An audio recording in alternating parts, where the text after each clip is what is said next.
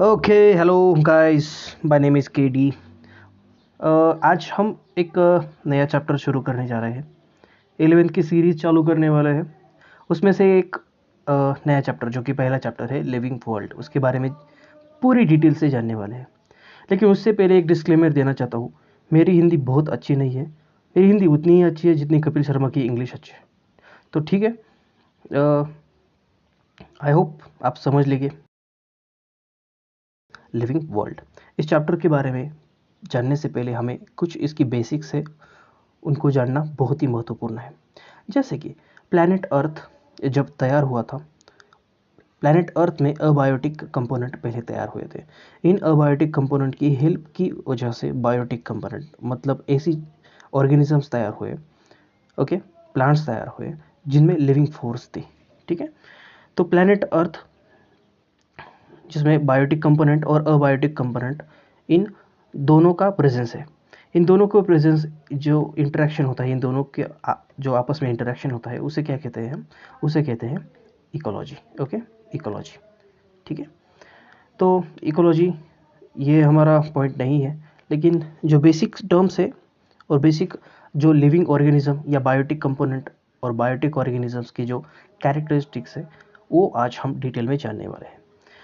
तो characteristics of living things, सबसे पहले ग्रोथ। जो भी एक लिविंग ऑर्गेनिज्म होता है उसमें ग्रोथ होती है, उसमें रेस्पिरेशन मतलब O2 या CO2 का ट्रांजैक्शन होता है, मतलब CO2 बाहर जाता है, O2 अंदर आता है। मूवमेंट होती है उनमें, लेकिन इनमें प्लांट्स एक्सेप्शन है। ठीक है, न्यूट्रिशन, उन्हें ज़िंदा रहने के लिए न्यूट्रिशन की बहुत ज़्यादा ज़रूरत होती है। न्यूट्रिशन को ही वो एनर्जी में कन्वर्ट करते हैं और लाइफ कंटिन्यू करते हैं।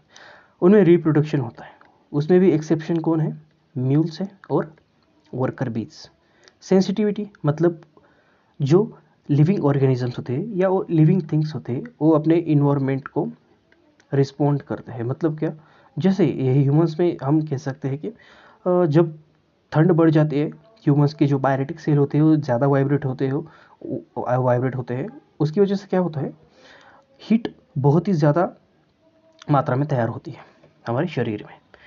एक्सक्रीशन, जो भी न्यूट्रिशन के लिए उन्होंने खाया था उसे बाहर निकालना ज़रूरी है, उसे ही एक्सक्रीशन कहते हैं। ऐसे बहुत ही लिविंग ऑर्गेनिजम्स होते हैं जो अपने स्किन के माध्यम से एक्सक्रीट करते हैं, और कुछ ऑर्गेनिजम्स होते हैं उनके उनके लिए एक्सक्रीटरी ऑर्गन्स स्पेसिफाइड होते हैं। ओके, जो हाईली डेवलप ऑर्गेनिजम्स जैसे कि ह्यूमंस और अदर वर्टेब्रेट्स। ठीक है, आगे देख सकते हैं। जब हम लिविंग थिंग्स के बारे में पढ़ते हैं, उनमें कुछ कैरेक्टरिस्टिक्स होना बहुत ही ज़रूरी है। ठीक है, उनमें से पहले कैरेक्टरिस्टिक्स है मेटाबॉलिज्म। इसे हम कह सकते हैं एक्सक्लूसिव कैरेक्टरिस्टिक्स। क्या बोल सकते हैं इसे? एक्सक्लूसिव कैरेक्टर और डेफिनाइट कैरेक्टर। ठीक है, डेफिनाइट कैरेक्टर, एक्सक्लूसिव और डेफिनाइट कैरेक्टर, इसका बेसिक डिफरेंस कहे तो इसे कहना पड़ेगा तो एक्सक्लूसिव मतलब सिर्फ ये लिविंग में होते हैं। ओके, और इंक्लूसिव मतलब ये लिविंग में भी हो सकता है और नॉन लिविंग में भी हो सकता है। ये कैरेक्टरिस्टिक्स लिविंग में भी हो सकता है और ये नॉन लिविंग में भी हो सकता है, दूसरा सिर्फ लिविंग में होता है। तो इसलिए इसे एक्सक्लूसिव कहते हैं। आपने सुना होगा एक्सक्लूसिव फॉर यू, एक्सक्लूसिव मतलब सिर्फ आपके लिए। ऐसे सिर्फ लाइफ में लिविंग में जो प्रेजेंट रहते हैं उसे क्या कहते हैं? एक्सक्लूसिव और डेफिनेट कैरेक्टरिस्टिक्स। ओके, तो पहला कैरेक्टरिस्टिक है मेटाबॉलिज्म। ओके, मेटाबॉलिज्म क्यों इसको एक्सक्लूसिव कैरेक्टरिस्टिक्स कहा जाता है? ये सिर्फ कहाँ पाया जाता है? ये सिर्फ लिविंग ऑर्गेनिजम्स में पाया जाता है। सीईटी या नीट में क्वेश्चन बहुत बार आता है कि एक्सक्लूसिव कैरेक्टरिस्टिक्स के एग्जांपल्स कौन से हैं और इंक्लूसिव के एग्जांपल्स कौन से हैं। इनके एग्जांपल्स में एट द एंड आपको इन्यूमरेट कर दूंगा, इनलिस्ट कर दूंगा, तब आप ये जान सकते हैं। ठीक है, तो आगे देख सकते हैं। मेटाबॉलिज्म मतलब क्या? आपने जब भी कभी एक प्रोटीनियस कंपाउंड या कोई भी चीज़ खाई हुई हो, मतलब वेज के लिए पनीर या नॉन वेज के लिए चिकन वगैरह कुछ भी, उनमें क्या होता है? प्रोटीन होता है। जब ये प्रोटीन आपके डाइजेस्टिव सिस्टम से टूट जाता है और उसके छोटे छोटे टुकड़े बनकर उसके अमीनो एसिड बिखर जाते हैं, मतलब proteins are mainly converted into amino acid. You know ना, amino acids are the building blocks of proteins. Okay, इस प्रोटीन का कन्वर्जन अमीनो एसिड मतलब क्या, ये कॉम्प्लेक्स था प्रोटीन, एक बहुत ही कॉम्प्लेक्स स्ट्रक्चर था, उसको सिंप्लीफाई करके उसका कन्वर्जन कहा किस में हुआ, अमीनो एसिड में हुआ। उसी प्रोसेस को हम कैटाबॉलिज्म कहते हैं। ठीक है, कॉम्प्लेक्स टू सिंपल कैटाबॉलिज्म। इसे कैसे ध्यान में रख सकते हैं, सी। ओके, सी मतलब क्या, यहाँ पर कॉम्प्लेक्स, ओके, कॉम्प्लेक्स टू, यहाँ पर सी, यहाँ पर सी, ऐसे ध्यान में रख सकते हैं क्योंकि इसमें कन्फ्यूजन बहुत होता है। सी और ये यस। जब आप ये अमीनो एसिड आपके डाइजेस्टिव सिस्टम में आ गया, आपने जो चिकन खाया था उसका अमीनो एसिड आपके शरीर में आ गया, इस अमीनो एसिड का क्या करना है हमें, ठीक है, इस अमीनो एसिड को बॉडी फर्दर यूज़ करती है, उसे किस काम में लगा देती है, अल्बुमिन, मसल्स, डीएनए, आरएनए, इन सभी को फॉर्म करने के लिए ये अमीनो एसिड का यूज़ होता है। ठीक है, मतलब जो सिंपल कंपाउंड था अमीनो एसिड, ये सिर्फ एक एग्जांपल दिया है मैंने, एक कंपाउंड का एग्जांपल, ऐसे बहुत सारे कंपाउंड होते हैं जैसे कि कार्बोहाइड्रेट्स और स्टार्च, उसका कन्वर्जन कार्बोहाइड्रेट में होता है, मतलब ऐसे ग्लूकोज में होता है। तो अमीनो एसिड का फर्दर कन्वर्जन किस में होता है, एक कॉम्प्लेक्स स्ट्रक्चर में फिर हो जाता है, उसी कॉम्प्लेक्स स्ट्रक्चर को हम फिर क्या बोल सकते हैं, प्रोटीन। मतलब आप समझ रहे हो, प्रोटीन से अमीनो एसिड फिर प्रोटीन, इस प्रोसेस को क्या बोलते हैं, इसको कैटाबॉलिज्म, फिर इसको anabolism. Okay, simple to complex जो भी चीज़ बनती है उसे एनाबॉलिज्म कहते हैं। ये कुछ एग्जांपल्स है एनाबॉलिज्म के। ओके, और इन दोनों को कंबाइनली क्या बोलते हैं, मेटाबॉलिज्म कहते हैं, उसे क्या कहते हैं हम, मेटाबॉलिज्म। आई होप आपको ये डिफरेंस समझ में आया होगा। बहुत बार बच्चे कंफ्यूज होते हैं कि एनाबॉलिज्म और कैटाबॉलिज्म में डिफरेंस क्या है। ठीक है, तो अगला पॉइंट है ग्रोथ एंड डेवलपमेंट। देखिए, ये एक कैरेक्टरिस्टिक्स है जो लिविंग में होना ही चाहिए, लेकिन ये नॉन लिविंग में भी होता है। मैंने आपको पहले बताया कि ऐसा कैरेक्टरिस्टिक्स जो लिविंग और नॉन लिविंग दोनों में होता है उसे क्या कहते हैं हम, इंक्लूसिव कैरेक्टरिस्टिक्स कहते हैं। तो आप मुझे आपको क्वेश्चन पड़ेगा कि ये ग्रोथ और डेवलपमेंट कैसे नॉन लिविंग में हो सकता है। इसके लिए एक एग्जाम्पल है। ओके, बाढ़, मतलब मराठी में बाढ़ कहते हैं और हिंदी में क्या कहते हैं, एक छोटा सा बच्चा। ठीक है, जन्म के वक्त उसका वजन जो होता है, उसका वेट जो होता है वो 2 से 3 केजीज होता है, लेकिन जैसे ही वो एज के मतलब ओल्ड हो जाता है, धीरे धीरे उसकी एज बढ़ती है, एज के एक पड़ाव के बाद उसका वजन 80 टू 85 केजी हो जाता है।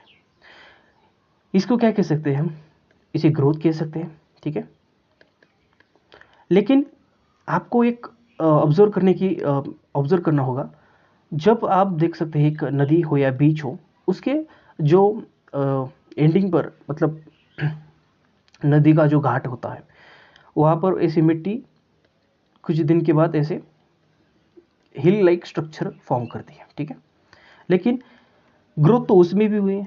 पहले ये हिल था 10 सेंटीमीटर, ठीक है, ऐसे 10 सेंटीमीटर ऊंचा था, लेकिन कुछ दिनों के बाद ये 1 मीटर ऊंचा हुआ। मतलब ग्रोथ इस नॉन लिविंग में भी हुई है। ठीक है, ग्रोथ इस नॉन लिविंग में भी हुई है, लेकिन क्या इसे हम लिविंग कह सकते हैं, सिर्फ ग्रोथ होने के, ये सिर्फ ग्रोथ ही करता है तो उसे हम लिविंग कह सकते हैं, नहीं कह सकते। हाँ, ठीक है ना। तो इससे ये तो पता चल जाता है कि ग्रोथ एंड डेवलपमेंट सिर्फ लिविंग में नहीं हो सकती, ये यहाँ पर देखिए नॉन लिविंग में भी हो सकते हैं। देखिए, इसे अगर हमें डीपली समझना हो तो हम कैसे समझा सकते हैं। सजीव मतलब जिनमें जीवन होता है, मतलब लिविंग ऑर्गेनिजम्स, इनमें ऑर्केस्ट्रेटेड ग्रोथ होती है। ऑर्केस्ट्रेटेड ग्रोथ मतलब क्या, जब भी आपने एक वर्ड सुना होगा ऑर्केस्ट्रा, ऑर्केस्ट्रा मतलब क्या, जब group of people sing, plays instruments, ये क्या करते हैं, कोऑर्डिनेटेड वे में ये सब इंस्ट्रूमेंट्स या प्ले करते हैं। ठीक है, इन सब में आप जो आपस में कोऑर्डिनेशन होता है उसे हम क्या कहते हैं, ऑर्केस्ट्रा। और उसी ग्रोथ को ऑर्केस्ट्रेटेड ग्रोथ, मतलब अगर लिविंग बीइंग्स के केस में इसे समझाना हो तो बोन्स का डेवलपमेंट जल्दी होता है, स्किल का थोड़ा सा लेट होता है, फिर कुछ प्यूबर्टी आने के बाद रिप्रोडक्टिव ऑर्गन्स एक्टिवेट होते हैं। ठीक है, ये क्या हो रहा है, एक सर्टन टाइम और पीरियड के बाद में एक एक ऑर्गन क्या हुआ है, डेवलप हुआ है। मतलब बच्चा पैदा होने के तुरंत बाद उसके रिप्रोडक्टिव ऑर्गन डेवलप होते हैं क्या, नहीं होते। ठीक है, ये क्या है, इसे ऑर्केस्ट्रेटेड ग्रोथ, मतलब एक एक प्री मतलब क्या बोलते हैं इसे, एक मैनर में पूरे ऑर्गन्स की ग्रोथ होना, इसे क्या कहते हैं, ऑर्केस्ट्रेटेड ग्रोथ। और जो निर्जीव मतलब नॉन लिविंग थिंग्स होती है, उनमें उनमें सिर्फ एक्सटर्नल ग्रोथ होती है, मतलब एक लेयर, दूसरी लेयर, तीसरी लेयर, चौथी लेयर, पांचवी लेयर, ठीक है। ऐसे लेयर बाहर से हो रही है, मतलब एक्सट्रिंसिक ग्रोथ, ठीक है। एक्सट्रिंसिक ग्रोथ, एक्सट्रिंसिक ग्रोथ जो होती है आप लिखिए, एक्सट्रिंसिक ग्रोथ निर्जीव में होती है और इंट्रिंसिक ग्रोथ इंटरनली और इंट्रिंसिक ग्रोथ सजीव में होती है, ठीक है। आई होप आपको ये डिफरेंस समझ में आया होगा। ठीक है। तीसरा पॉइंट जो है, तीसरा और चौथा पॉइंट, जो लिविंग बींग्स होते हैं एजिंग होती है, मतलब वो ओल्ड हो जाते हैं, ठीक है, ग्रो ओल्ड, इसे भी हम इंक्लूसिव कैरेक्टरिस्टिक्स कहेंगे। मतलब क्या, ऑर्गन्स, ठीक है, एक छोटा बच्चा था, उसकी एज हो गई और एज के एक पड़ाव में उसके ऑर्गन्स फेल हो जाते हैं। मतलब आप देख सकते हैं छोटा बच्चा भी, छोटे बच्चे को भी उसके पेशाब पे कंट्रोल नहीं होता और वो एक बूढ़ा व्यक्ति हो जाता है तो उसे भी पेशाब पे कंट्रोल नहीं होता। मतलब यहाँ पर आप देख सकते हैं कि उसके ऑर्गन पे से उसका कंट्रोल खो जा रहा है। मतलब इफिशियंसी, काम करने की जो एक प्रक्रिया होती है, काम करने की जो ताकत होती है उस ऑर्गन की कम होती जा रही है एक ओल्ड एज ह्यूमन में। मतलब क्या, कोई मॉलिक्यूल्स, ऑर्गन्स या सिस्टम अपनी एफिशिएंसी खो देते हैं एक सर्टन एज के बाद, उसे क्या कहते हैं हम, एजिंग या ग्रो ओल्ड होना कहते हैं। उसी नियम के आप नियम उसी नियम पे आप एक बात देख सकते हैं कि जो मशीन्स होती है, जो मशीन्स होती है वो भी एक सर्टन पीरियड के बाद काम करना बंद कर देती है, ठीक है। आपकी जो पुरानी बाइक होगी वो सर्टन पीरियड के बाद वो ज़्यादा इफिशियंट नहीं रहती, वो माइलेज नहीं ज़्यादा देती, ठीक है, उसका पिकअप अच्छा नहीं होता। तो इसे भी क्या कह सकते हैं, ये लिविंग और नॉन लिविंग में भी ये प्रॉपर्टी प्रेजेंट होती है। तो उसकी वजह से इसे भी क्या कहेंगे हम, इंक्लूसिव कैरेक्टरिस्टिक्स कहते हैं। आपको बताया था इंक्लूसिव लिविंग और नॉन लिविंग दोनों में भी हो सकता है, और एक्सक्लूसिव और डेफिनेट कैरेक्टर सिर्फ लिविंग ऑर्गेनिजम्स में प्रेजेंट होता है, ठीक है। नेक्स्ट पॉइंट देख सकते हैं, reproduction. Okay, this also can be an inclusive characteristics. Why it is an inclusive characteristics? Because आपने देखा होगा कि म्यूल मतलब खच्चर, जो खच्चर मतलब क्या, एक ऐसा ऐसी जनरेशन होती है जो कैसे तैयार होती है, female female horse, female horse को क्या कहते हैं मालूम नहीं, ठीक है, आप देख लेना, और मेल डोंकी, ठीक है, फीमेल हॉर्स और मेल डोंकी, इसके प्रजनन के बाद, इसके रिप्रोडक्शन के बाद म्यूल तैयार होता है। और म्यूल के पास रीजनरेटिव कैपेसिटी नहीं होती, मतलब ये आगे बच्चे तैयार नहीं कर सकता। मतलब म्यूल रिप्रोडक्शन नहीं कर सकता, कि इसका मतलब ये है क्या कि म्यूल एक नॉन लिविंग थिंग है? ऐसे नहीं ना हो सकता, म्यूल एक लिविंग थिंग है। तो उसकी वजह से रिप्रोडक्शन भी एक इंक्लूसिव कैरेक्टरिस्टिक्स है। मतलब रिप्रोडक्शन लिविंग में होता है लेकिन नॉन लिविंग में नहीं होता, ऐसे आप उनने कहा है। लेकिन नॉन लिविंग में नहीं होता ऐसे वो बोल रहे हैं, लेकिन खच्चर तो लिविंग है, फिर भी उसमें रिप्रोडक्शन नहीं हो रहा। तो this particular statement is inclusive. Okay, this particular point is inclusive, मतलब ये पूरी तरह सच नहीं बता रहा। ओके, यहाँ पर मैंने एग्जांपल दिया है। ओके, जो नेक्स्ट कैरेक्टरिस्टिक्स है उसे हम कह सकते हैं स्टिमुलाई, परसेप्शन और इरिटेबिलिटी। ये एक एक्सक्लूसिव कैरेक्टरिस्टिक्स है। एक्सक्लूसिव मतलब क्या, ये सिर्फ और सिर्फ लिविंग ऑर्गेनिजम्स में प्रेजेंट रह सकता है, ठीक है। जो वातावरण को या इन्वायरमेंट को रिस्पॉन्ड करते हैं उसी कैरेक्टरिस्टिक्स को हम स्टिमुलाई, परसेप्शन और इरिटेबिलिटी कह सकते हैं। इसका बेसिक एग्जांपल, जब ठंड का मौसम आता है, जब गर्मी आती है, हमारा शरीर अलग तरह से जो रिस्पॉन्ड करता है इन्वायरमेंट के लिए। जैसे कि जब ठंड बढ़ती है, हमारे जो पायरेटिक सेल्स होते हैं ज़्यादा वाइब्रेट होने के कारण हमारे शरीर में हीट ज़्यादा बढ़ती है और हमें इंसुलेशन मिलता है। और इसके ऑपोजिट जब गर्मी का मौसम आता है, वहाँ पर मतलब उस मौसम में क्या होता है, हमारा शरीर स्वेट ग्लैंड से बहुत ज़्यादा मात्रा में स्वेट रिलीज करता है और हमारे शरीर को एक एक कोल्ड जैसे सेंसेशन देता है, ठीक है। हमारे पूरे शरीर पर जो स्वेट होता है उससे कोल्ड सेंसेशन होता है और ऐसे शरीर का तापमान स्टेबल रहता है। ओके, तो इसे क्या कह सकते हैं, एक response, okay, response to the surrounding environment. Okay, respond to the surrounding environment. To respond to external environment stimuli, चेतना, इसी को कह सकते हैं हम एक परसेप्शन ऑफ स्टिमुलाई. ओके, यहाँ पर एग्जांपल अभी मैं देने वाला हूँ. इंक्लूसिव कैरेक्टरिस्टिक्स कौन से थे? रिप्रोडक्शन था, ओके, एजनिंग था, एटीसी आप देख सकते हैं पीछे, और यहाँ पर मेटाबॉलिज्म, और इरिटेबिलिटी.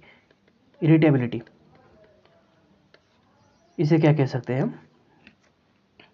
इंक्लूसिव और एक्सक्लूसिव कैरेक्टरिस्टिक्स. ओके,